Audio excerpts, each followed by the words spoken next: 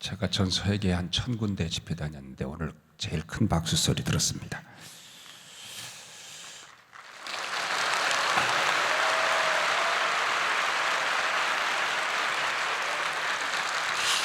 제가 이 흥분된 분위기에서 설교를 잘할까 심히 걱정스럽습니다. 우리 민족의 최고의 트라우마는 6.25 전쟁임에 틀림이 없습니다. 6.25 전쟁은 우리 모든 민족성을 결정하고 또 그곳에서 긍정적, 부정적 영향들을 많이 미쳤을 겁니다. 그런데 6.25 전쟁 이후에 한국의 최고의 트라우마가 세월호 사건이라고 합니다. 그들 3, 400여 명의 죽은 사람들을 숫자가 작다고 한다거나 그 의미가 결코 작다고 생각하지는 않지만, 그러나 지금도 세월호와 함께 이 민족이 함께 빠져서 아직도 허우적거리는 감이 있습니다. 그런데 이것이 기독교 이단이 뒷받침되어 있고 또 이것을 통해서 기독교 자체가 눈에 보이지 않는 많은 피해를 입고 있고 또 앞으로도 발전될 가능성마저 없지 않아요. 그렇다면 우리 기독교인들로서 어떻게 이단 문제를 취급하느냐 하는 문제가 어떤 문제보다 중요하지 않을 수가 없잖아요. 제가 이번에 종편 방송에 100회 정도 제가 TV에 나갔는데, 저를 아는 다른 교인들은 다 제가 나오면 인사를 하는데 한소망교회 교인들은 인사를 한 사람도 안 했습니다. 그래서 요즘에 어떤 벤치나 이런 데 앉아 있으면 사람이 말을 걸 시간이 되면 저를 TV에서 봤다고 인사하는 걸 많이 봤고, 제가 10여 년 만에 미국에 이번에 로스앤젤레스에 제가 처음 갔는데 한 식당에 갔더니 주인이 역시 텔레비에서 저를 봤다고 인사하는 걸 보았어요.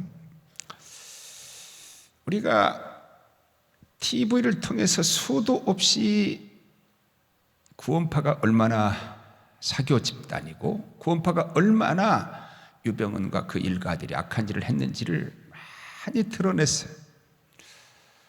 그런데도 그 어떤 분이 자기 가족들이 구원파, 유병헌파에 빠져 있는 한 사람이 아무리 말해도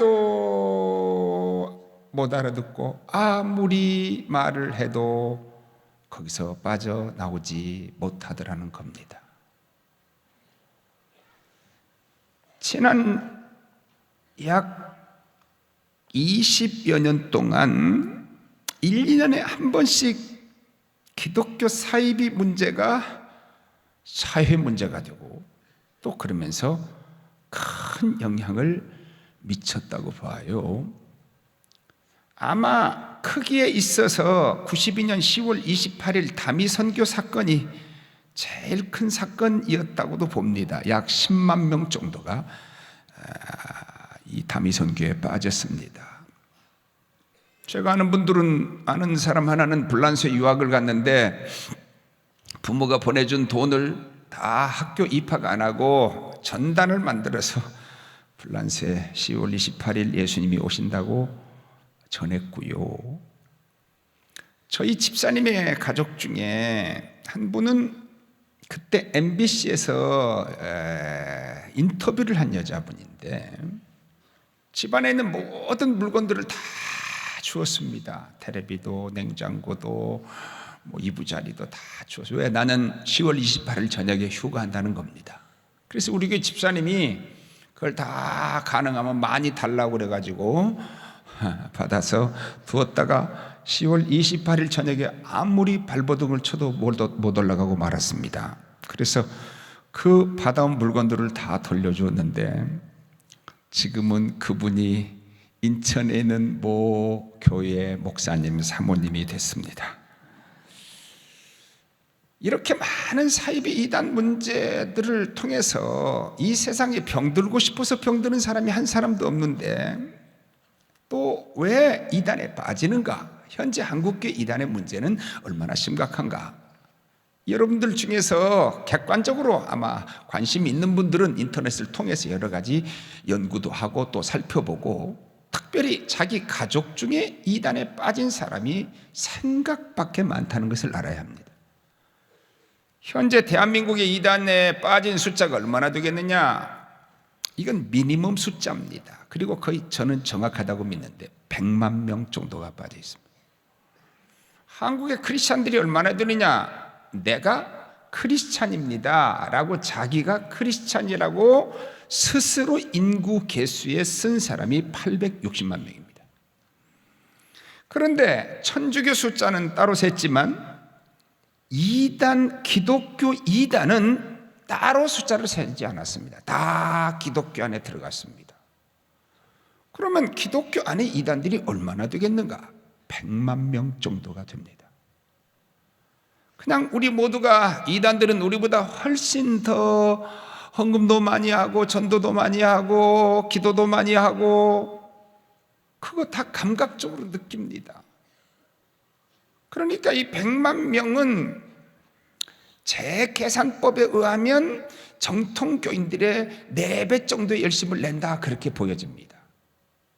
그러면 100만 명과 열심히 있는 크리스찬 400만 명이 플러스 마이너스를 하면 제로가 돼서 이퀄라이즈가 됩니다. 그러면 500만 명의 힘이 서로 맞아떨어지면 360만 명이 남는데 360만 명 중에 100에서 160여만 명은 틀림없이 명목상의 크리스찬일 겁니다. 어떤 교회 숫자를 셀 때 그 교회 장기열자, 주일날 썬데이 크리스찬, 그 다음에 구원의 확신 있는 사람, 11조 생활하는 사람, 새벽기도 하는 사람 이렇게 좁혀가면 상당히 숫자가 적어져 갑니다. 그렇다면 약 200여만 명 정도의 썬데이 크리스찬 정도가 남은 힘이 된다라는 숫자적인 계산이 나오니까 상당히 두려워요. 제가 이단에 대해서 얘기할 때마다 늘 두려운 점이 있다면 마치 어두운 것을 얘기하고 틀린 것을 얘기하다 보니까 어둡단 말이죠. 의사는 늘 환자들하고 싸워. 온종일 환자들과 싸워. 그러다 보니까 의사들 중에서 정신이 건강하지 못한 사람이 많다는 거고, 검사는 날마다 범죄인들과 싸워요. 그러나 우리가 음지에서 일을 하고 양지를 구한다고 하는 그런 모토를 세우는 곳이 있듯이 판검사가 날카롭게 죄를 지적하면 죄를 없애기 위함이고, 환자가 병을 진단하는 것은 건강하게 살게 하기 위함이라고 볼 때, 틀린 답을 말하지만 틀린 것들을 말하지만 오히려 바른 것들을 더 확증하고 바른 것들을 더 우리가 얻어내야 한다고 생각을 합니다. 여러 가지 대한민국에 약 한 200여 종의 이단이 있고, 그리고 자기를 신격화하는 밥 먹고 똥 싸는 하나님이 한 50명쯤 됩니다. 그런데 이 중에서 현재 한국 교회를 가장 강타한 이단이 신천지 이만입니다. 여러분이 저에게 신천지를 중심해서 이야기를 해달라고 그래서 오늘 신천지 중심으로 이야기를 해보려고 합니다. 그동안에 제가 한 1만 건, 10,000건 가까이 상담을 했는데요, 제가 상담을 할 때마다 느끼는 감정이 뭔가 하면, 사이비 이단 문제는 심리학적 접근을 하는 사람도 있고 사회학적 접근을 하는 사람도 있고 여러 가지 접근을 해요. 모 대학이, 아주 유명한 대학의 한 교수님이 미국에서 심리학을 전공하고 그리고 사이비 이단에 빠지는 자들에 대한 심리적 접근을 저도 같은 강의하는 자리에서 강의를 했는데 제가 그분 강의를 듣고 같은 강사였는데 제가 그 자리에서 질문을 한번 해봤습니다. 교수님, 오늘 제 강의를 참 잘 들었는데 지금까지 심리적 접근을 제가 이렇게 잘 강의한 거 처음 들었습니다. 그런데 하나 물어보겠습니다. 그 심리학적 접근을 통해서 이단에 빠진 사람을 치료하고 구해본 일이 있으십니까? 이분이 아주 정직한 분이었어요. 한 명도 없다 그랬어요. 왜 이단에 빠진 사람의 심리적 구조는 잘 분석이 되는데 왜 그것을 그러면 적용해서 사람을 못 구해내죠? 제가 판검사도 이단에 빠진 사람을 보았고요, 아주 세계적인 학자도 이단에 빠졌습니다. 우리가 잘 아는 연세대학교 선암동 교수가 통일교를 칭찬해 주면서, 물론 그분은 연세대학교에서 그래서 신학과 과장을 잘렸지만은 연대 신학 과장이 통일교를 칭찬해 줬어요. 여러분, 우리 한국에 자주 오기도 하는 하비 콕스 같은 신학자는 문선명이 통일교 원리강론을 다 공부했습니다. 그래서 통일교에서 만든 책자에 보면 이 하비 콕스가 자기를 칭찬해 준 내용을 넣어서 전도지를 만들었습니다. 적어도 왜 판검사가 빠질까, 이 무지한 이단들에게. 그때마다 제가 내린 결론은 뭔가 하면 이단 문제는 심리적인 문제를 포함하겠지만 심리적인 문제가 아닙니다. 영적인 문제라는 사실입니다. 그러니까 영적인 문제니까 그동안 제가 경험을 많이 하면서 어떤 사람은 제가 9시부터 만나서 오후 3시까지 6시간 동안 이단 상담을 하면 완전히 진액이 빠지는데 6시간 동안 신천지의 문제를 하나하나 취급해서 한 건도 그가 대답을 하지 못했습니다. 제가 다 이겼는데 그래도 변화되지 않더라는 겁니다. 그런데 아침부터 저녁까지 계속해서 또 하나 취급하고 또 취급하고 그 다음날 취급하고 그 다음날 취급하고 약 한 3, 4일 정도를 집중적으로 취급하면 7, 80%가 돌아오더라는 겁니다. 막 머리가 아프다고 중간에 울기도 하고 막 갑자기 막 통곡을 하고 울기 시작을 합니다. 의도적인 무관심을 보이고 말을 안 합니다. 처음에는 눈빛도 안 주고. 그런데 어떤 말이 자기 마음을 아프게 하면 막 독사 같은 눈을 뜨고 쳐다보기도 하고, 그러다가 이제 견디다 못하면 질문을 합니다. 그러면 아주 반응이 좋은 겁니다. 그러면 반드시 또 다른 문제로 하나씩 말씀으로, 그러면 중간에 무슨 현상이 벌어지는가 하면 막 머리가 아프다고 그럽니다. 막 머리가 아프다고 막 난리를 칩니다. 그러다가 갑자기 우는 사람도 있고 통곡을 하는 사람이 있고 그러는데 7, 80%가 돌아오더라는 거죠. 무엇을 의미하는가 하면 이단 문제는 영적인 문제라고 하는 사실입니다. 우리가 이단에 빠지는 원인 3가지 중에 첫째가 인간들의 위기가 이단에 빠져요. 거의가 제가 만난 사람들은 무슨 과거에 충격이 있어요. 근친상간을 당했다거나 부모가 모르는 아주 성적인 문제가 있거나 집안이 망했거나 또는 불치병에 걸렸거나 하는 큰 충격이 있어요.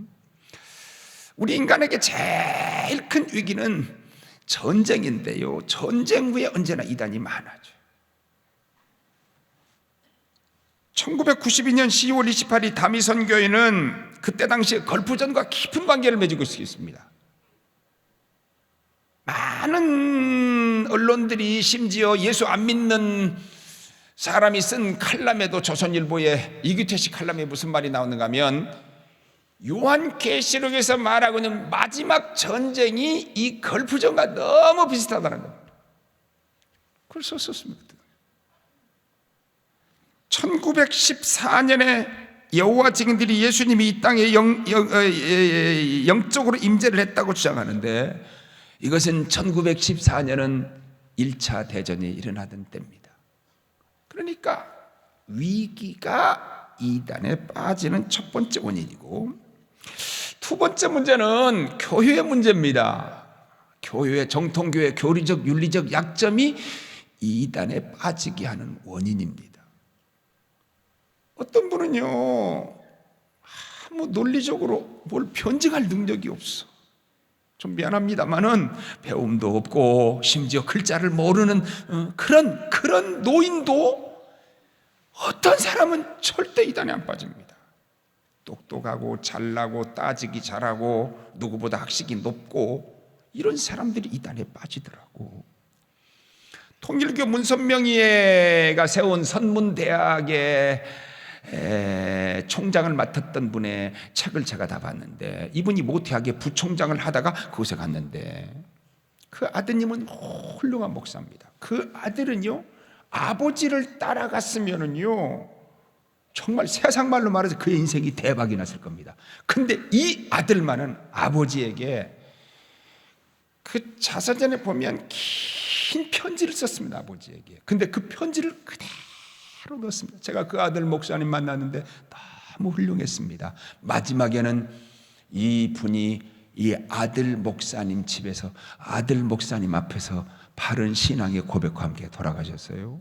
근데 내가 그 책을 보면서 깜짝 놀랐어요. 문선명이를 만났는데 문선명이가 잠을 안 잔다는 겁니다. 그러니까 자기가 볼 때 잠을 안 자는 것처럼 보이는데 마치 잠을 안 자는 것이 그 사람의 신격화될 하나의 요소처럼 그 글에 쓰여져 있는데, 제가 이번에 그 유병언니에 대해서 말을 하는 중에 유병언니가 잠을 안 잔다고 존경하는 사람을 제가 봤습니다. 잠을 안 자야 신이 됩니다. 우리가 이 교회가, 어떤 사람은 몸이 약하면 오며 가며 하는 감기 다 들어. 어떤 사람은 이 이단에 빠졌다가 또 저 이단에 갔다가, 그래서 이단 보헤미안이 되는 사람이 있어요. 돌아다니면서. 제가 아는 한 목사님이 자기는 체질적으로 이단이 싫으시더래. 체질적으로 이단이 싫고 한 번도 이단에 대한 어떤 미혹성이나 어떤 걸 느껴본 일이 없다는 거예요. 그러면서 이단을 막는데 많은 도움을 주신 목사님을 제가 보았고요. 그렇기 때문에 성경이 뭐라고 말했는가 하면 너희가 영분별의 은사를 가지라 그랬거든요. 아마 여러분들 가운데도 가까이 이단을 많이 접하기도 하고 또 다행히 이단에 들어갔다가 나온 분도 있을 거고, 상당히 이단에 호기심을 가지고 있다가 나오신 분도 아마 이 자리에 있을 거고, 지금 내 가족 중에 이단에 빠져서 고통스러워 하시는 분도 틀림없이 있을 겁니다. 저는 이 세상에 구원파가 있는지 시범파가 있는지 원래 몰랐습니다. 근데 제가 미국에서 공부를 조금 하고 돌아왔는데 제 여동생이 구원파에 빠졌어요. 구원파가 세 부류가 있는데 그 중에 하나가 이번에 유병언파고, 그리고 하나가 박옥수파고, 그리고 하나가 이요한파인데 바로 이 박옥수파에 빠졌습니다. 한국 교회에 영향력을 많이 미치는 이단의 교주 중에 미안하지만 박 씨가 제일 많아요. 오늘 박 씨들은 회개를 좀 많이 했으면 좋겠어요. 제 여동생이 박옥수 구원파에 빠져서 자기 교회 목사도 구원을 못 받았고, 지 오빠도 구원 못 받았고, 오빠가 접니다. 지 어머니도 구원 못 받고 죽었다고 그러는데 지 어머니가 내 어머니입니다. 네, 저를 만나면 오빠 말이 맞아. 그리고 10발자국 왔다가, 그들 만나면 또 20발자국 갔다가, 나를 만나면 20발자국 왔다가 또 30발자국 갔다가, 그래서 결국 가정이 파괴됐습니다. 5년 동안 이단에 빠져서 이단에 가서 충성하고 이단에 다 바치고 살았어요. 근데 5년 동안 안에 들어가서 보니까 이게 가짜라는 것을 5년 만에 그래도 고맙게 발견을 했어요. 그리고 5년 만에 나왔는데 내 매제가 그때까지 고맙게도 장가를 못 가고 있었어. 그래가지고 다시 결합을 해서 지금 미국에서 잘 살고 있어요. 제 처가 제가 이단령 하는 걸 참 싫어합니다. 마음으로 싫어해. 뭐 어떡하겠어요. 그래서 제가 한번 물어봤어요. 여보, 나 하나 물어봅시다. 내가 이 다음에 죽어서 하늘나라 가서 우리 교인 재적이 한 3천여 명은, 재적상은 한 3천여 명 됩니다. 앞으로 얼마나 더 커질는지, 우리 교회가 한소만 교회보다 더 커질 수 있다고 볼 수 없지는 않다고 생각되지 않지는 않지만, 내가 이 다음에 하나님 앞에 서서 한소만 교회보다 더 큰 목회를 할지 안 할지 모르지만은 내가 우리 교회 목회한 것과 이단연구한 중에 어느 것이 상급을 더 하나님 앞에 받을 것 같소? 그랬더니 가만히 제처가 있다가, 당신은 이단 연구 때문에 하나님 앞에 상급을 많이 받을 겁니다. 제가, 여보, 당신이 인간적으로 내가 이단 연구하는 거 힘들어하고 내가 이해한다. 이단들이 밤에 협박하지요. 고소를 제가 100회 당했는데, 우리 교회 이단들이 500명, 1000명, 2000명 쳐들어왔어요. 작년에는 6주 동안 마이크를 들고 이단들이 교회 앞에서 데모를 하는데 우리 교인들이 주일날 그 사이로 왔어. 얼마나 예배 드리려고 하는데요, 그 사이로 와서 막 떠들어대는 그 속으로 들어와서 예배 드리려고 하는데 이게 예배가 드려져요. 저도 어찌해야 될지를 모르겠더라고요. 그래서 예배 시작하기 전에 이렇게 말했어요. 여러분들이 애비를 잘못 만나서 지금 이렇게 고생을 합니다. 그런데 여러분 보기에 제가 하나님 앞에 해야 할 일을 하고 있다고 보십니까? 만일 내가 하나님 앞에 해야 할 일을 하고 있다면 이 다음에 내가 하나님께 받을 상급보다 여러분의 상급이 더 클 겁니다. 대신 신령과 진정으로 예배합시다. 그랬더니 다 울었어요. 그날 울면서 예배했어요. 제가 당회를 모여서 무슨 할 말이 없어. 어떻게 해야 될지를 저를 모르겠어. 장로님들, 거짓말로라도 나를 그냥 격려해 주시오. 그랬더니 장로님들도 울더라고요.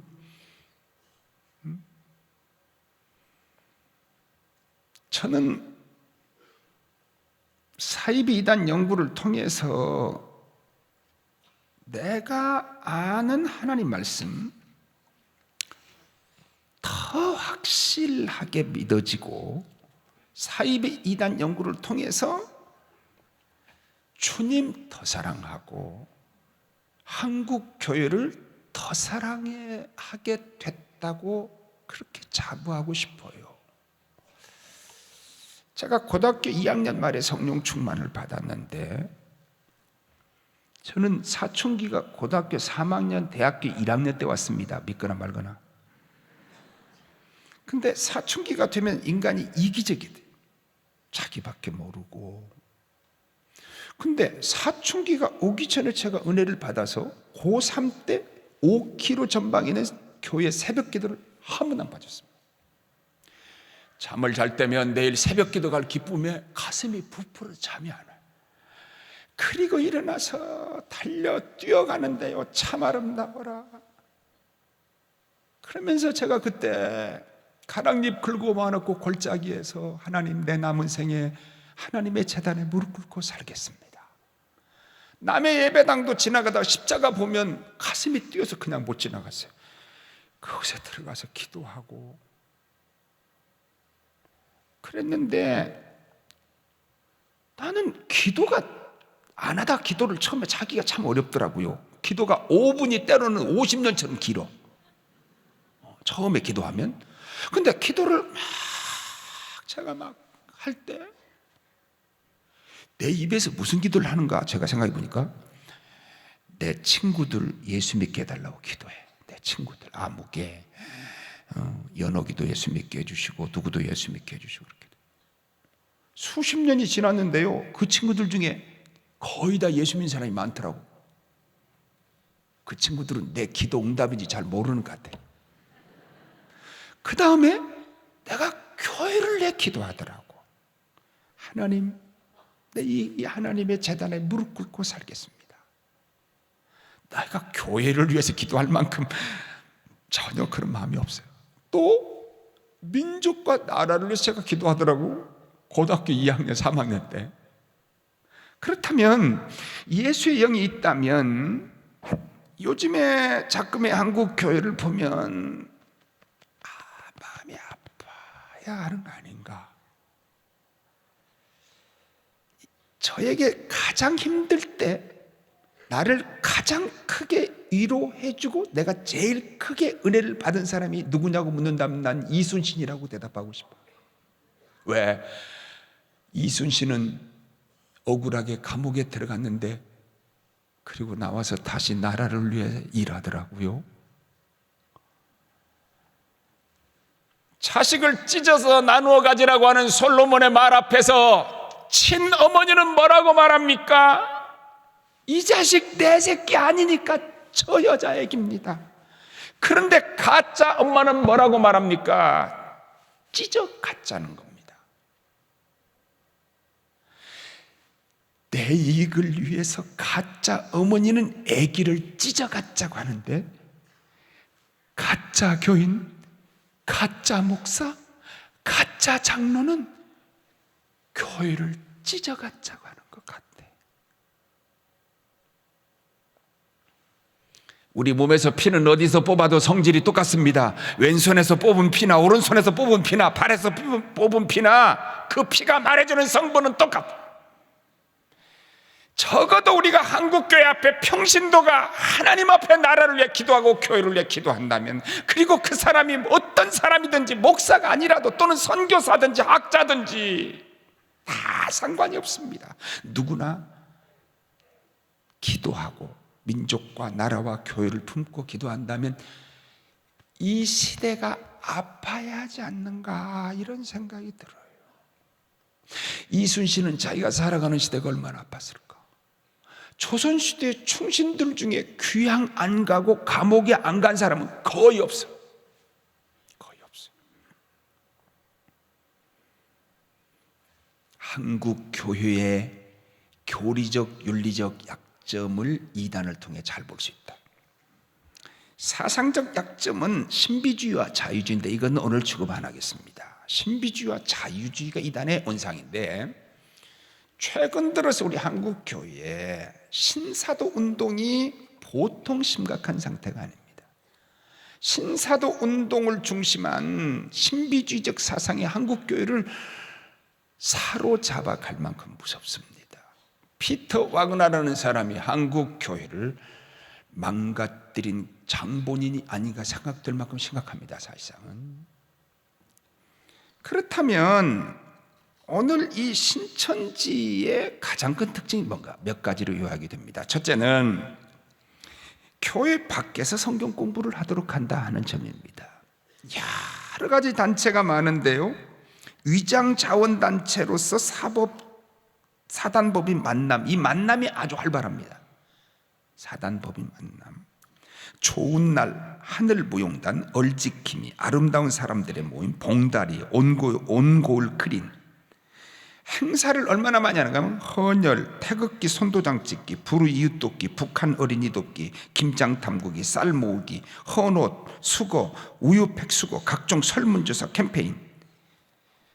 그 다음에 가짜 교회를 여기저기다 얼마나 많이 세웠는가 하면 복된 교회, 사랑의 교회, 생명샘 교회, 이런 이름들을 붙여서 기도원까지 만들고, 그리고 신유집회 성경 세미나를 열고, 심지어 기성교회와 기도원을 빌려서 말씀 집회, 신의 은사 집회, 찬양 집회까지 한다는 겁니다.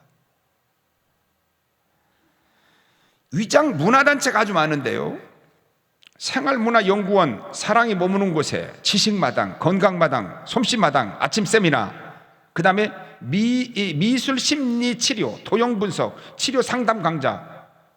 제가 아는 사람 하나는 자기 스스로 자기가 상당히 좀 정신적인 문제가 있었습니다. 그런데 물론 그 아버지와 어머니가 이혼을 했고요. 아버지는 선생인데, 그러니까 그 아이가 그 가정의 어려움이 그에게 정신적으로 문제가 생겼는데, 자기 혼자 이 심리 치료를 해준다는 말에 찾아가서 신천지에 빠져 있었습니다.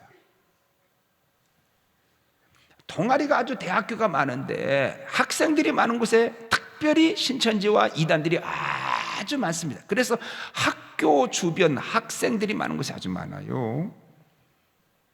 그래서 헌혈 동아리, RCY, 학술, 취업, 자기개발 동아리, 도움닫기, 기독교 동아리, 가스펠, 이건 충남대에 있는 거고요. 맛집 동아리, 맛동산, 팝동산, 봉사활동 동호회, 만남, 이건 전주대에 있는 거고요. 봉사활동 동아리, ES, 영어 학술 동아리, 글로벌 챌린저, 전북대에 있는 거고요. 이런 많은 게 있어요. 위장 언론, 위장 설문지, 이런 것들로 하는데, 교회 밖에서 성경 공부를 해서는 안 된다는 겁니다. 교회 밖에 성경 공부 중에서 옛날에 건강한 성경 공부가 가끔 있었습니다. 그러더라도 요즘에는 더욱이나 성경 공부를 할 때 무엇을 하는가, 누가 가르치는가, 무슨 교재를 하는가,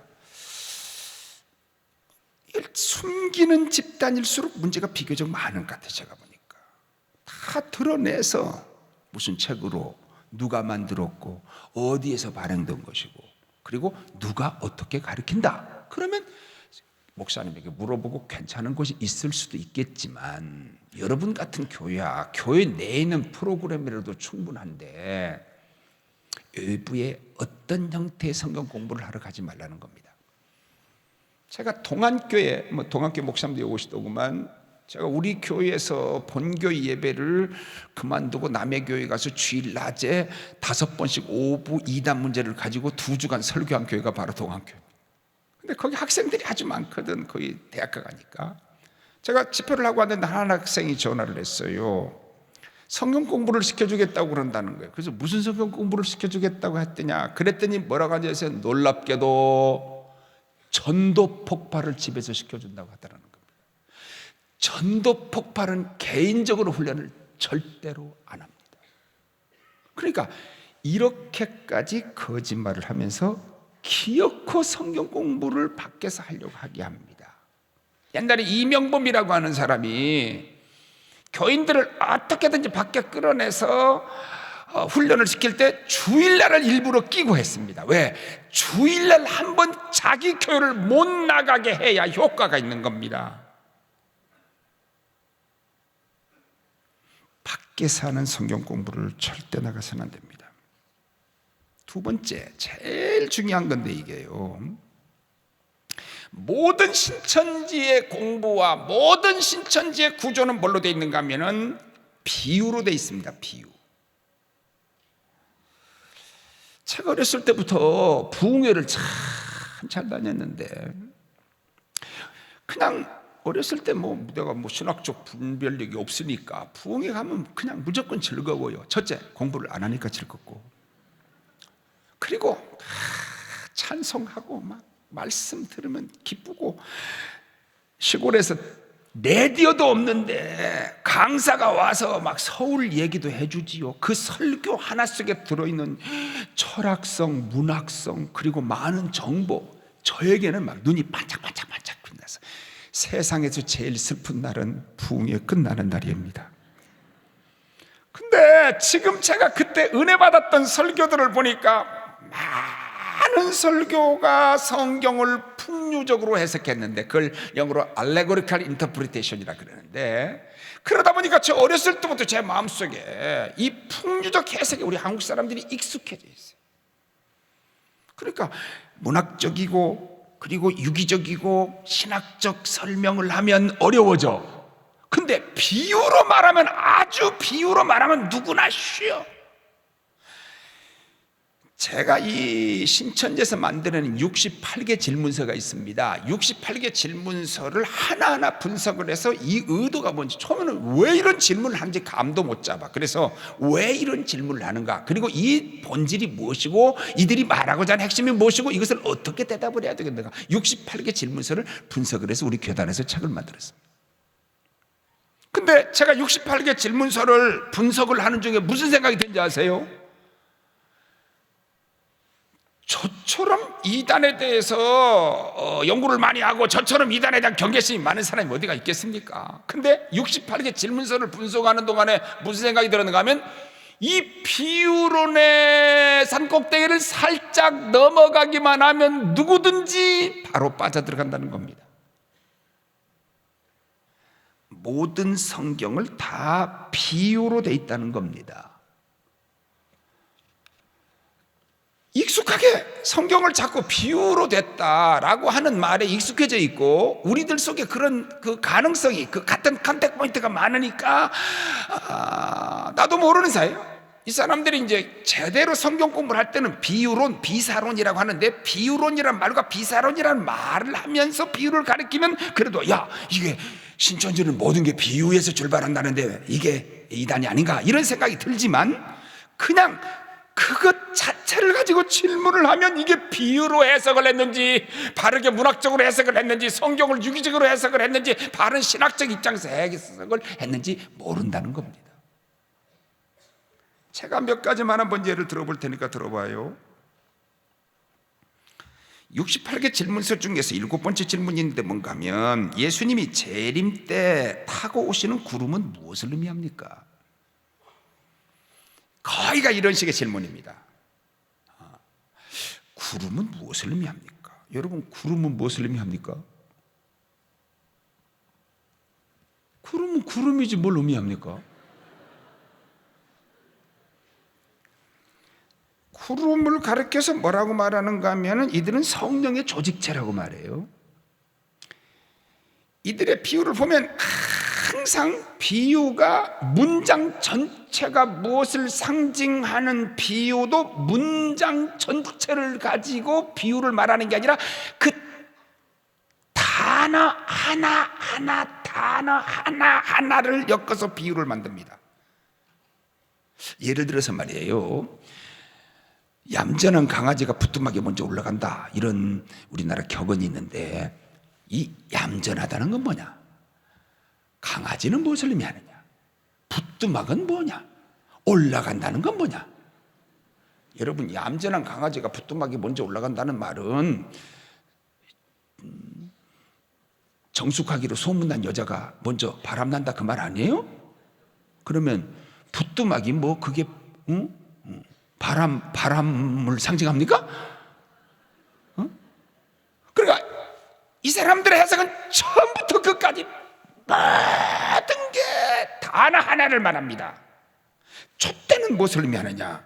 구름은 무엇을 의미하느냐?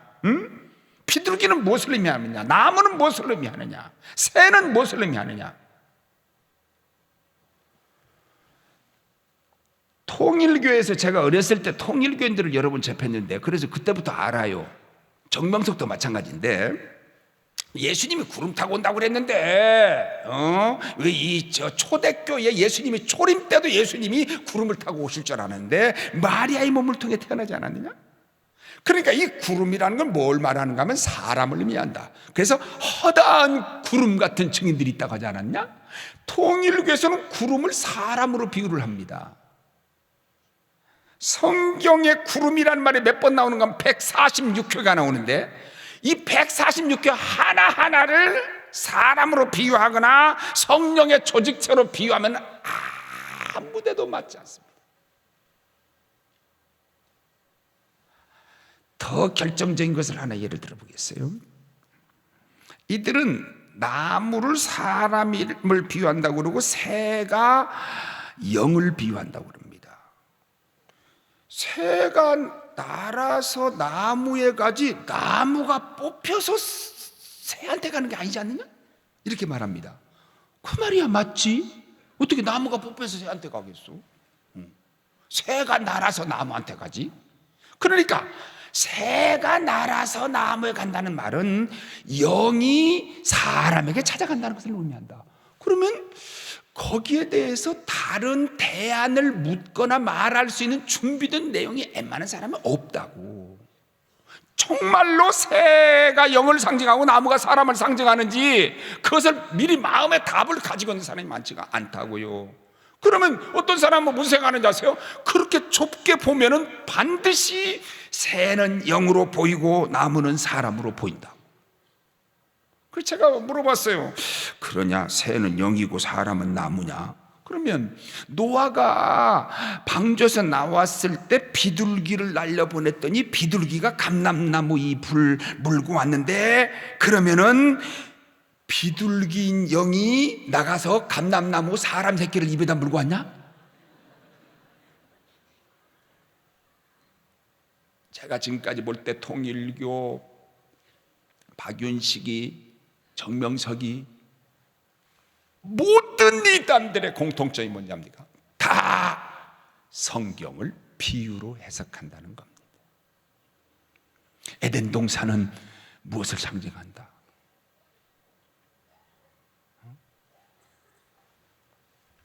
선악과를 따서 먹었다. 그러면 입을 가려야지 왜 하체를 가리냐? 우리가 말이야, 남자들이 모여가지고 자기가 어떤 여자를 건드리고 뭐라고 말하느냐? 내가 걔 따먹었다고 하지 않더냐? 그러니까 선악과를 따먹었다고 하는 것은 하와가 17세 소녀 하와가 뱀과 에덴 동산에서 성관계를 맺었다는 것이다. 그러다 보니까 그 해석 하나가 무엇을 낳는가 하면 성적인 모티브로 타락을 하니까 구원의 방법도 동일하게 성적인 방법으로 구원을 받게 된다고. 물건을 잃어버린 물건을 찾으려면 여기서 잃었으면 이곳으로 가야 되고 저기서 잃었으면 저기서 찾아야 되니까, 잃어버린 물건을 찾으려면 잃어버린 자리로 가야 되니까, 그때부터 인간의 피가 더러워져서 인간의 피 속에 사탄 마귀의 혈통이 이어져서 이 피를 깨끗하게 하고 피를 걸러내야 한다. 그걸 피갈름교리라 그러는데, 피를 어떻게 깨끗하게 하느냐? 성적으로 타락했으니까 성적으로 깨끗하게 할 수 있다. 이것을 가리켜서 소위 피갈름이라, 피가름 또는 피갈름 이렇게 말을 합니다. 그러니까 통칭 한국교회에서 뭐라고 말하는가 하면, 어떤 집단이 이 성적 모티브를 가지고 섹스와 관련되어 있는 집단에 대해서 통칭하는 말이 뭔지 압니까? 피가름에 이렇게 말을 하는 겁니다. 해석 하나가, 잘못된 타락관 해석 하나가 잘못된 구원관을 만든다. 한번 따라서 해보시지요. 비유는 예수님께서 비유로 말씀하신 것만 비유다. 마태복음 13장을 비유장이라 그러는데 예수님께서 비유로 말씀하셨다 하는 말이 나오는데, 예수님께서 이 모든 것을 우리에게 비유로 말씀하시고, 비유가 아니면 아무것도 말씀하지 아니하셨으니 봐라, 비유가 아니면 예수님은 아무것도 말하지 않았다고 하지 않았느냐. 그러니까 모든 성경은 비유다, 그런 얘기거든요. 그런데 53절에 뭐라고 그러는가 하면, 예수께서 이 모든 비유를 마치신 후에 그것을 떠나서, 그러면 이 말에 의하면 마태복음 13장에서 비유로 모든 걸 비유가 아니면 34절 35절에 비유가 아니면 말씀하지 않았다고 했으니까, 그러면 53절에서 이 모든 비유를 마치신 후에 그랬으니까, 그러면 예수님은 모든 말씀을 마쳤다는 말이 되어버리잖아요. 모든 비유의 대가들은 비유에서는 교리를 만들어내면 안 된다는 겁니다. 세 번째, 신천지는 거짓말을 합리화합니다. 이 사람들은 그것을 무엇을 가지고 말하는가 하면 이것을 모략작전이라 그러는데, 성경의 모략이라고 하는 말은 야 이 모략구나, 야 이 거짓말쟁이야 할 때 그 모략이 아닙니다. 얼마나 성경을 모르면 세상에 모략작전을 하라, 모략작전을 쓰라. 그래서 교회에도 신천지가 몰래 숨어 들어오는데, 오늘 이 자리에도 신천지가 와 있을 가능성이 있을 거예요. 여러분 교회도 반드시 신천지가 들어와 있을 수 있어요. 특별히 싸우는 교회는 거의 다 양쪽에 다 들어갑니다. 이쪽 편도 들어가고 이쪽 편도 들어가서 계속 싸우도록 힘을 공급합니다. 교회가 한번 싸우면 미니멈 5년에서 맥시멈 15년까지 싸우더라고. 자식들은 먼저 교회를 떠납니다. 싸우는 게 이 자식들 다 그렇지 않아도 예수 믿고 싶지 않은데 지금 세상 쾌락이 좋아서. 그러니까 싸우면 내 새끼부터 영적으로 죽입니다. 나중에는 마지막에 뭐 가지고 싸우느냐? 마지막에는 다 돈, 재산 가지고 싸웁니다. 고소에 고소가 얽혀서 100건, 200건 고소가 얽혀서 만신창이가 될 때까지 싸웁니다. 그러다 보니까 힘이 누구든지 나에게 힘을 공급해 주면 그가 고마우니까 그게 신천지인지 아닌지 상관을 안 해요. 제가 수도 없이 우리 교인들에게 주문하는 것은, 제가 한 교회에서 지금 30년째 목회했는데 앞으로 7년 하면 37년 목회를 하고 은퇴할 텐데, 제 생각에 내가 실수를 하지 않는 한, 내가 있는 한은 별로 문제가 안 될 것 같아요. 내 후가 문제예요. 그래서 요셉이 형들에게 가면서 노중에 싸우지 말라고 말하는 요셉 같은 심정이 내 속에 있어. 주님 오실 때까지 싸우지 말라고. 절대 싸우지 마라. 여러분 교회도 주님 오실 때까지 평안한 교회 되기 바랍니다. 이 사람들이 몰래 숨어 들어가지고 이 교회를 추수밭이라고 생각을 하고 자기들은 몰래 숨어 들어온 걸 추수꾼이라고 그럽니다. 이름도 가짜로 합니다. 이제는 교회가 주민등록증 대조하면서 새신자를 받아야 될 때가 됐다고. 갑자기 와서 예수를 잘 믿고 그러면 혹시 신천지가 아닌가 이런 의심이 간다고.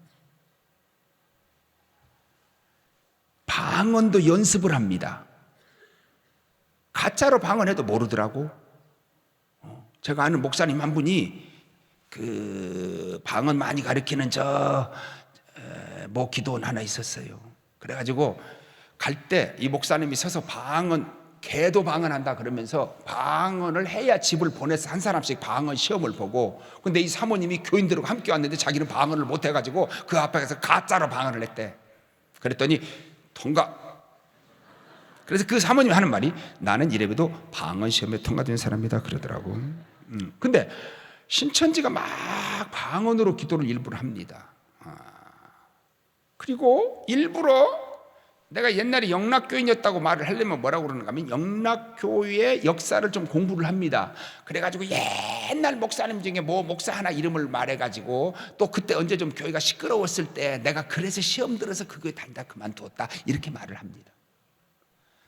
얼마나 기가 막힌 일이 많은가 하면, 어느 하나의 거짓말이 잘 통하면 이 거짓말을 쉐어해가지고요 모든 신천지가 다 그 거짓말을 써먹습니다.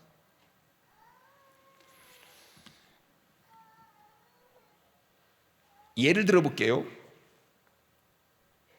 때로는 먼저 와서 탐색조가 있어. 탐색을 해요, 교회 와서.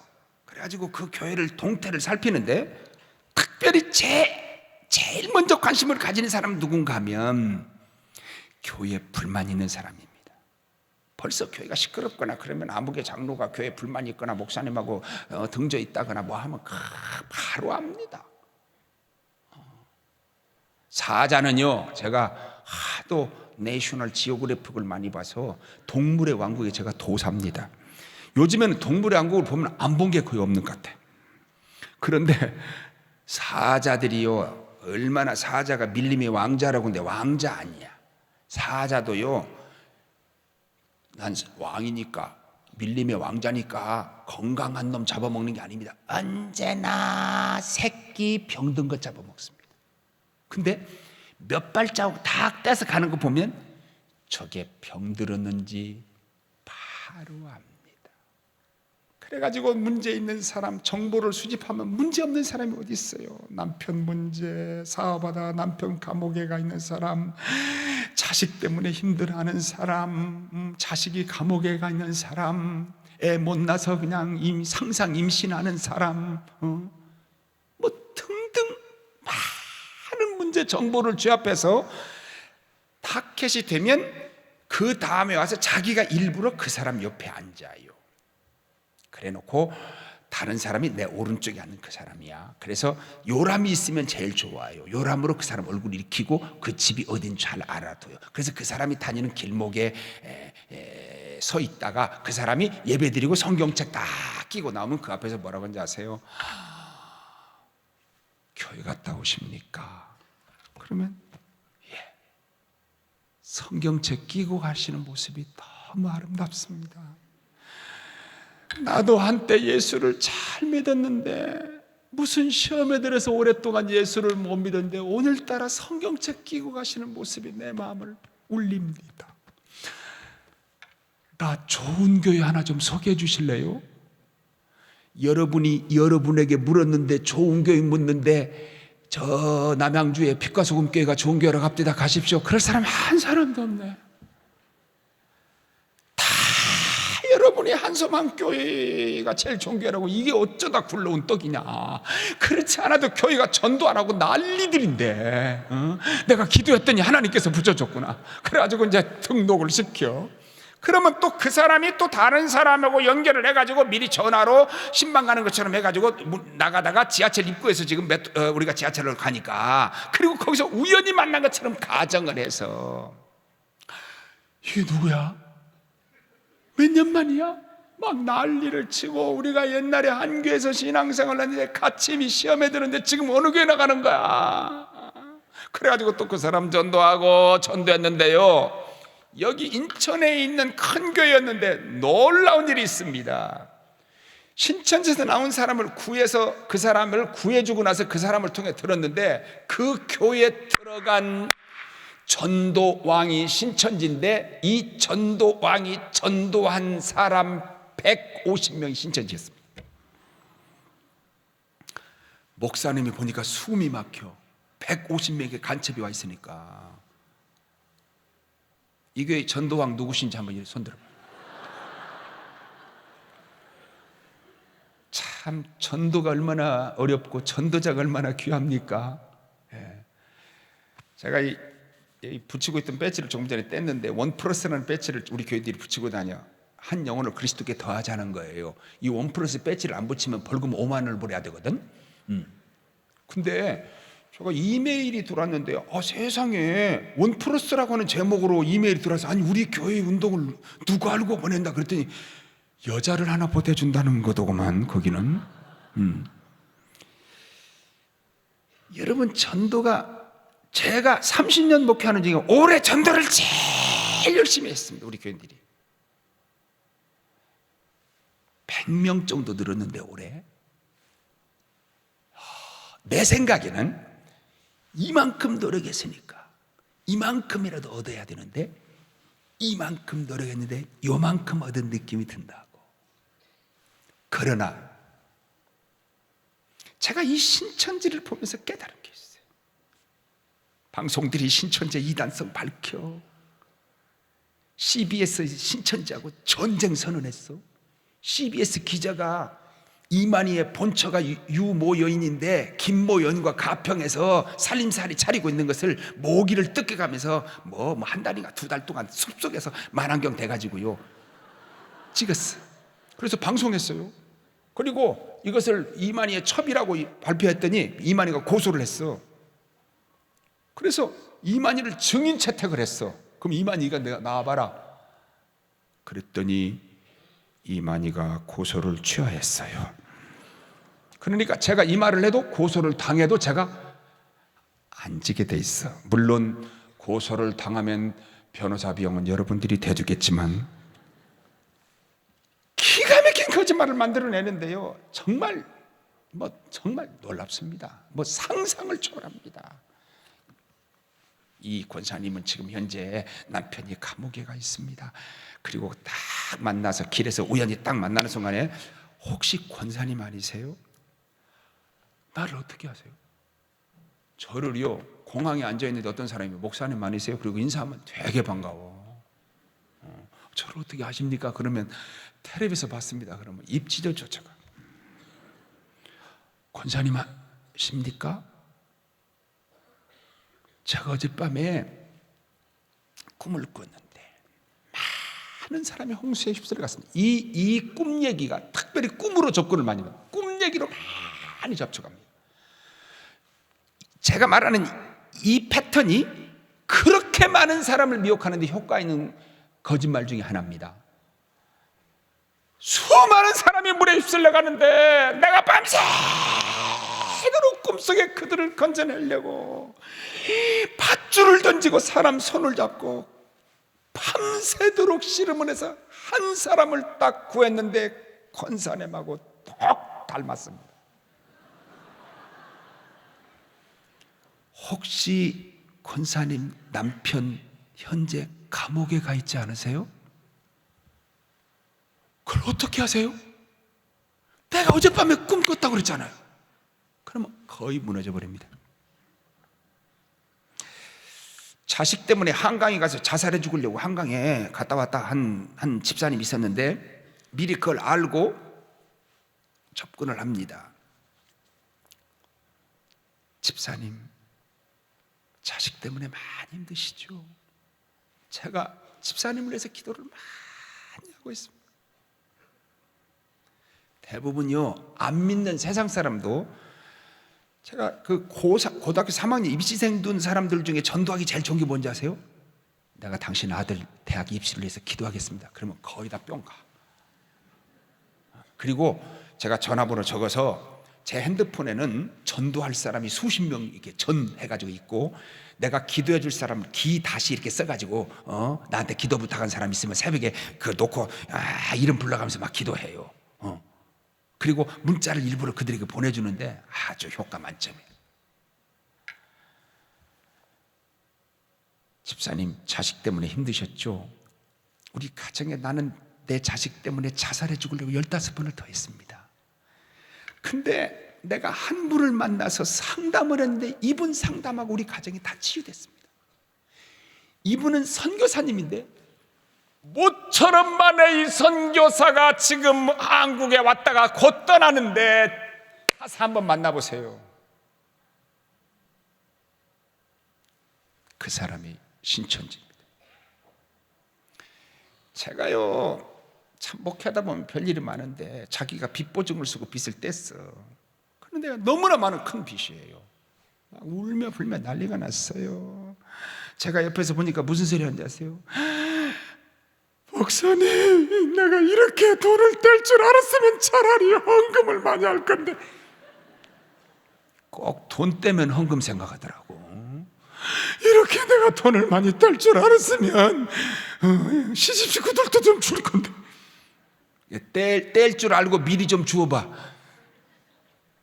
근데요, 이분에게 뭐라고 말한지 아세요?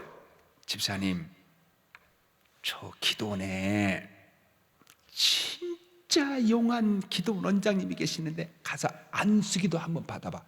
그 돈 받을지 못 받을지 바로 알아. 이분은요, 대학 졸업한 여자 집사인데요, 이분이 그 기도원에 돈 보따리 들고 안수 기도 받으러 갈게 안 갈게요? 안 갔으면 내가 이런 말 안 하지. 가더라고요. 이게 이들의 거짓말 수법입니다. 저는 그 사람의 인격과 그 사람의 신앙과 그 사람의 성숙도와 모든 것을 판단하는 가장 중요한 두 가지가 있다고 봅니다. 하나는 돈 문제입니다. 돈을 이기느냐? 돈이 적어도 돈 많은 사람을 미워하지 않고 저주하지 않고, 돈이 적어도 돈의 인격이 눌리지 않는 사람, 성령 충만한 사람입니다. 반대로 돈이 많고 겸손하기 어렵습니다. 돈이 많고 기도하는 사람 많지 못합니다. 돈이 많은데 겸손한 사람, 나는 이 세상에서 아름다운 사람이 누구냐? 돈을 멋지게 벌고 돈을 멋지게 쓰는 사람이라고 저는 생각합니다. 저는 기도할 때 하나님, 돈이 필요합니다. 하나님, 제가 이것 좀 주시지요. 그러면 제 마음속에 성령께서 꼭 이렇게 말하는 것 같아. 야 이놈아, 네가 너에게 그걸 주면 네가 나를 더 사랑하고 네가 믿음 더 가지고 더 겸손하고 더 성령 충만하고 더 나를 위해 살겠느냐? 그때 저는 이렇게 기도가 바꿔집니다. 하나님, 돈 안 주셔도 괜찮아요. 먼저 내가 돈을 받을 수 있고 돈에 교만하지 않고 그럴 믿음과 마음을 먼저 만들어 주시고 그 다음에 주세요.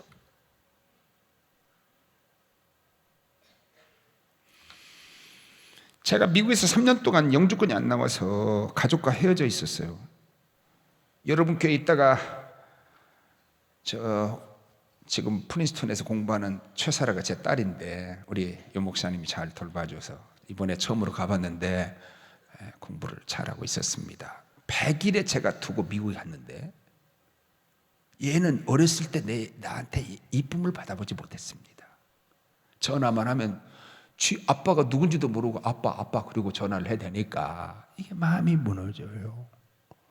제가 기도원에 가서 영주권이 안 나와서 영주권 달라고 이제 마지막 인터뷰 남겨놓고 막 기도를 하는데 제가 기도원에 가서 기도를 하는 중에 막 기도하는데 나도 모르게 뭐라고 기도하는지 알아서 하나님, 영주권은 안 주셔도 좋습니다.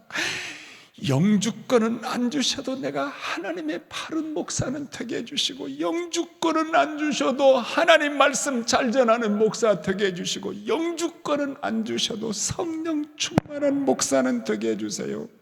그리고 밤새도록 기도했어요. 그랬더니 영주권 안 나왔어요.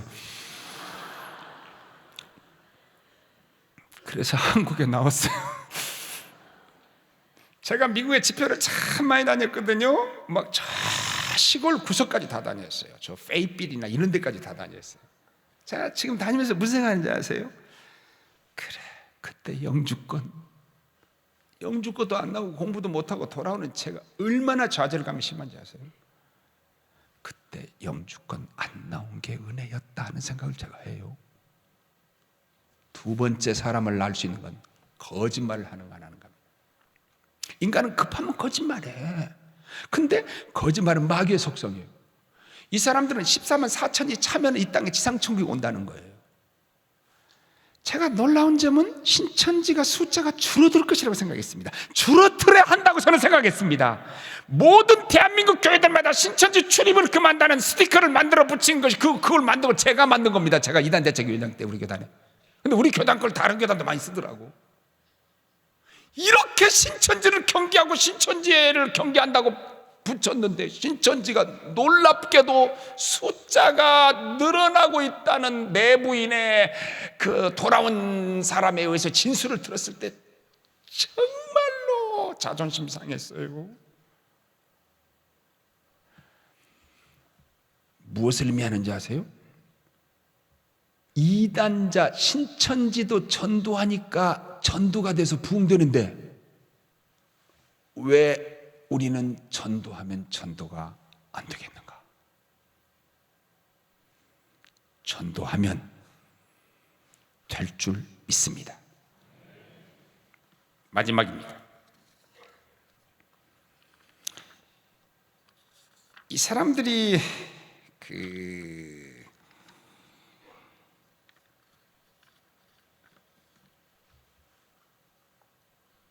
정통교인들을 미혹하는데 재미를 느끼고 막 이렇게 온갖 짓을 다 하는데 이만희가 때로는 휠체어도 타고 그러니까 얼마 안 있으면 이만희가 죽을 겁니다. 근데 사후에 이만희가 죽으면 어떻게 되겠는가? 그들이 정통교로 돌아오겠는가? 여기에 대한 대비도 우리가 필요한데 이 사람들 입에서 언제든지 붙어서 나오는 말이 있는데 배도 멸망 구원이라는 말이 입에 붙어 나옵니다. 배도 멸망 구원, 배도 멸망 구원. 그래서 그걸 배멸구라 그럽니다. 배멸구. 배도 멸망 구원의 첫자를 따서 배멸구. 제가 영락교 대학생부 가서 특강을 하다가 이 배도 멸망 구원의 얘기를 했더니 대학생 하나가 끝나자마자 뭐라고 하는지 아세요? 목사님 큰일 났습니다. 왜요? 우리 어머니가 신천지입니다. 어떻게 신천지라고 알았습니까? 우리 어머니 입에서 배도 멸망 구원이라는 말을 그렇게 많이 하는데 자기는 그것이 일반적인 용어인 줄 알았습니다. 배도 멸망 구원이 뭔가 하면 아담과 하와가 배도를 했고 뱀은 멸망자가 됐고 구원자는 노아였는데, 이 사람들은요 이상하게 통일교도 그렇고 세례 요한을 꼭 배도자라고 그럽니다. 여러 이단들이 그렇게 말합니다. 세례 요한이 배도자이고 서기관 바리새인들이 멸망자였고 예수님이 구원자였다. 자, 이제부터 중요합니다. 마지막에 유재열이가 배도자고 오평호, 탁성환, 탁명환, 원세호, 근데 섭섭하게도 다른 이단자들을 여기다 이름을 많이 넣었는데 최삼경 이름을 안 들어갔더라고. 이들이 멸망자고 이만희가 이긴 자로서 구원자라는 겁니다. 유재일이가 여러분 싸이를 아시는데 싸이가 유재일이의 사위입니다. 저희가 이 교야신앙에 목사님이 교야신앙 오랫동안 보내주시고 저희 교야신앙 이사지만 제가 지금까지 교야신앙의 기사 중에서 제일 많이 히트를 올린 약 한 30만 건 이상 올라갔는데 싸이의 부인이 이단의 교주 유재열의 딸이라는 사실입니다. 그 매니저가 직접 저를 찾아왔어요. 유재열의 아들도 찾아왔고 제발 이것 좀 내려달라는 겁니다. 난 기사 관여 전혀 안 합니다. 그리고 사실이지 않습니까? 결국 그대로 교야신앙에 올라가져 있는데요. 그래서 유재열이 싸이가 유재열이 사위라는 사실이 밝혀졌는데 유재열이가 배도자고 오평호가 누군지 아세요? 참 정말 연세대학교 신과에 헌금을 10억인가 20억인가 정확하지 않는데 갑자기 연대의 신학과장이나 교수님들이 저를 만나자고 그래서 저를 강의를 시키고 막 그랬는데 지금 생각해 보니까 이 오평호가 헌금을 해줘서 거기에 무슨 교수직을 주었어요. 이 오평호가 멸망자라는 겁니다. 한때 유재일이를 회개시킨다고 탁명하씨 동생 탁성환 목사가 거기에 함께 일을 했습니다. 이들이 멸망자라는 겁니다. 그래서 마지막 이만희는 구원자다. 이런 모든 신천지의 구도는 배도 멸망 구원, 배도 멸망 구원 이것으로 딱 차 있습니다. 어떤 분의 변증 중에서 이런 말이 나와요. 야, 오평호와 탁성환이는 멸망자로서 그 안에 신천지에 거기 그 구조 속에 들어가 있지만 원세호나 탁명환 씨나 기타 이런 많은 여러 사람이 있습니다. 이들은 한 번도 신천지의 구조 속에서 유재리에 들어간 일이 없는데 어떻게 이 사람들이 멸망자냐, 이런 글을 제가 봤는데 일리 있는 말입니다. 결론을 맺고 끝내고 싶어요. 여러분들 생각에 성경이 말한 게 답이라는 걸 잊어버리지 마. 이단하고는 인사도 하지 말라. 제가요 지금까지 자식이 통일교 학교 선화여고나 또 어쩔 수 없이 학교를 떨어지는데 그 삼육대학에 자기가 맞는 과가 있을 때 이단이 만든 이단이 만든 학교에 들어가면 거의가 다 이단을 나와서 공격은 믿지는 않아도 공격은 못합니다. 제가 아는 사람들 중에 이단의 장학생이 그렇게 많아요. 이단의 돈으로 신학교 공부하는 사람도 있습니다. 지난번에 모 학교에서 무슨 일이 있었는가 하면 카이스트 출신인데 몇 개국어를 합니다. 근데 이 사람이 뿌리를 몰라. 그래서 면접을 할 때 물어봤어. 이만희를 어떻게 생각하십니까? 자꾸 이만희를 의심됐어. 그랬더니 답을 뭐라고 하는지 아세요? 이만희 총재님이요? 근데 결국 이 사람이 학교에 들어갔어요. 얼마나 탁월하면 이 사람은 외국에 유학을 가도 탑으로 뽑습니다. 만에 하나 이 사람이 그 탁월한 실력으로 그 학교 교수가 되면 어떻게 하지요?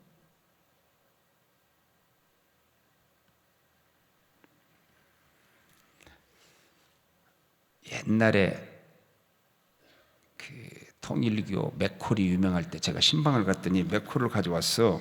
그래서 이 맥콜은 통일교 건데 왜 이런 걸 사왔습니까? 통일교 걸 먹으면 통일교 헌금을 해주는 게 되는데, 그랬더니 그 집사님이 참 재밌었어요.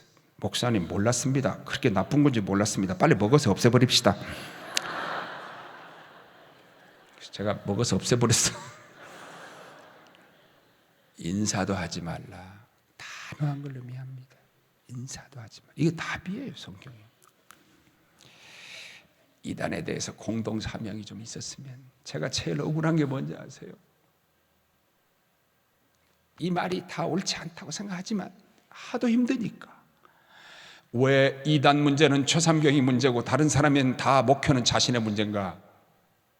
나는 목회를 안 하는가? 나는 목회를 못해서 이단 연구를 하는가?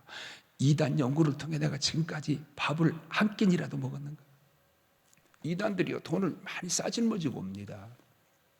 많지는 않았어요. 왜? 저에게 소문이 났대. 최삼경이는 돈을 주면 돈을 주었다고 까발린다. 그래서 저한테는 돈을 잘 안 가져옵니다. 근데 가끔 겁대가리 없는 이단들이 돈을 이만큼 가져와. 제가 딱 보니까 4개를 들고 왔는데 한 보따리에 한 10,000원짜리면 2천만 원쯤 되겠고요, 5만 원짜리면 요만한 한 보따리에 1억이 되겠더라고. 근데 4개를 들고 왔어. 8천만 원 아니면 4억입니다. 저한테 무지무지 혼났어요. 그리고 영감이 그 4보따리를 들고 가는데 나중에 소문이 뭐라고 들리는지 아세요?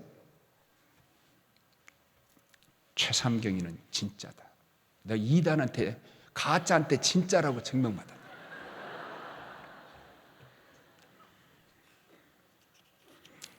제일로 무서운 게 뭐냐? 무관심입니다. 무관심. 교역자들은 빨리 정보를 수집해서 교인들에게 빨리 알려주는 게 아주 중요하고요. 비례적으로 따지면 작은 교회보다 큰 교회가 이단에 더 빠질 확률이 높아 보이지만 아닙니다. 건강한 교회는 아무리 많아도 이단에 안 빠집니다. 그리고 이단들은 신천지가 몰래 숨어 들어왔는데 자기를 밝히지도 않고 배도멸망 구원이라는 말도 안 하고 성경 공부하러 가자고 옆 사람이 말도 안 하고 이단의 특성 아무것도 말 안 하고 꿈 얘기도 안 하고 5년이고 10년이고 야 나는 잘 숨어 있으니까 다행이다. 그러기 위해서 들어오는 게 아닙니다. 반드시 들어와서 추수꾼으로 그 영혼을 추수해서 14만 4천을 빨리 채우자는 겁니다. 그러니까 무슨 방법으로든지 자기의 신천지의 마각을 드러냅니다. 반드시 드러냅니다.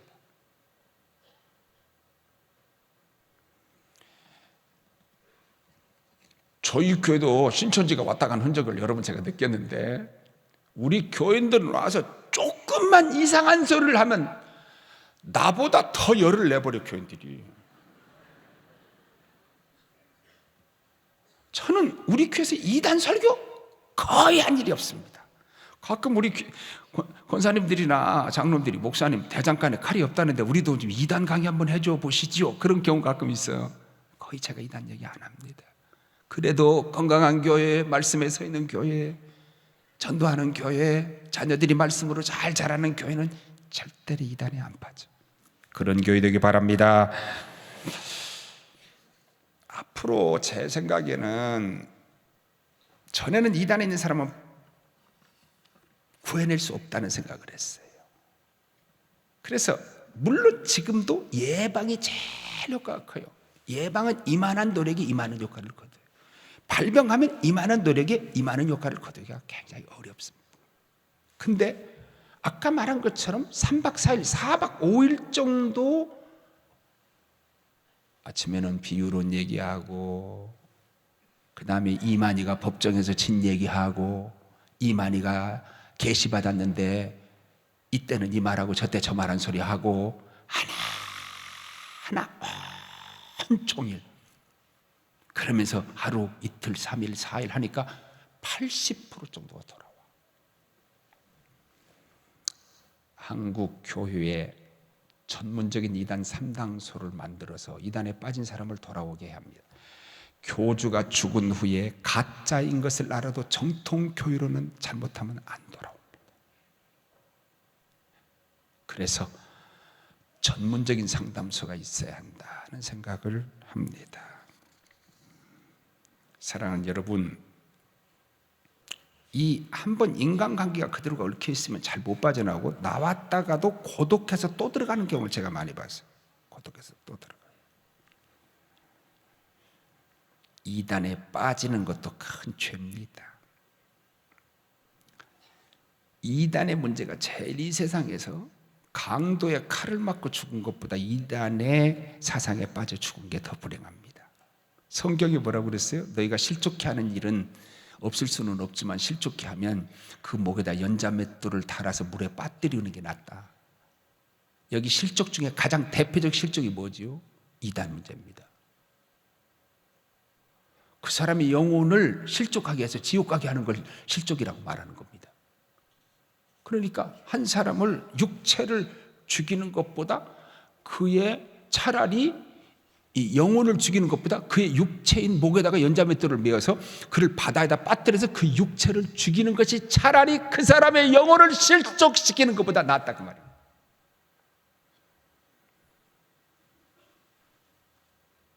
제가 제일 소중히 여기는 제 신앙관입니다. 진리와 성령은 절대로 우리를 속이지 않습니다. 따라서 하시지요. 진리와 성령은 절대로 우리를 속이지 않는다. 두 번 더 합니다. 시작. 진리와 성령은 절대로 우리를 속이지 않는다. 시작. 진리와 성령은 절대로 우리를 속이지 않는다. 믿습니까? 기도하겠습니다. 성령님 내 속에 들어와서 보지 못하는 것들을 보게 하셨고 듣지 못한 것들을 듣게 하셨습니다. 때로는 책망에서라도 믿음의 길, 의의 길 가게 하시는 그 주님을 찬양하고 감사합니다. 사랑하는데 왜 고난을 주십니까? 아들을 주시니가 너에게 좋은 것 주지 않겠느냐고 하셨는데 왜 좋은 것보다 힘들고 어려운 고난을 우리에게 주시는지, 그것은 우리를 사랑하지 않아서가 아니라 그 고난을 통해서 우리를 연단하고 하나님의 온전한 사람을 만들어 가기 위함인 줄 믿습니다. 하나님, 선교 1세기에 지금까지 지구촌에 이렇게 복을 많이 받았던 교회가 없는데 선교 2세기에 우리가 실제로 가진 문제보다도 훨씬 더 한국교회가 비난과 조롱을 받고 있는 것 같이 보입니다. 우선 내 죄가 교회의 죄가 됐고 교회의 죄가 민족의 죄가 된 것만 같사오니 하나님 용서하여 주시옵소서. 이곳에 눈물 뿌려 기도하는 종들이 있어서 민족을 가슴에 품고 한국교회를 가슴에 안고 눈물을 흘리며 기도하는 종들이 많이 있는 줄 압니다. 그 기도가 이루어져서 선교 2세기에도 다시 한번 부패하지 않고 새롭게 부흥되는 한국교회 되게 하여 주시옵소서. 이 교회를 하나님 이곳에 많은 영혼들이 구원받게 하시고 그리고 하나님 한소망교회를 통해서 한국교회 새바람을 일으키는 하늘의 미랄같이 사용하여 주시옵소서. 부족한 것 전한 말씀 중에 바른 말씀만 기억되어 열매 맺게 하시고 바르지 않은 것들을 종들 위에서 거두어 주시고 이번 연속되는 강의마다 저녁마다 큰 은혜의 잔치가 되게 하여 주옵소서. 예수님 이름으로 기도하옵나이다.